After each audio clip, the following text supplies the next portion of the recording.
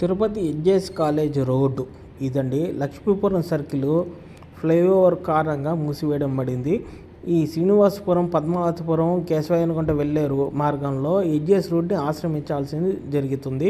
ఈ street boards వల్ల దారిలో ఎన్నో సమస్యలు ఉన్నాయండి. వర్షాలు పడితే అడుగు తీసి అడుగు వేయని పరిస్థితి.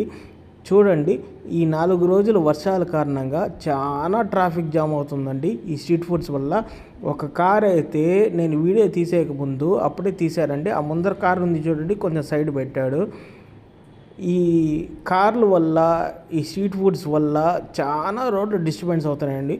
ఫుట్పాత్ ఆక్రమణ అనేది తొలగించాలి. మున్సిపాలిటీ కొంచెం చొరవ తీసుకోవాలి. చూడండి ఎంత ఇబ్బంది. ఆ బండి రోడ్డు పైన ఉంది, ఆ స్ట్రీట్ ఫుడ్ అక్కడ ఉంది, ఈ బండి పక్కన కూర్చొని తింటున్నారు. ఆడుండే 40 ఫీట్ రోడ్డు,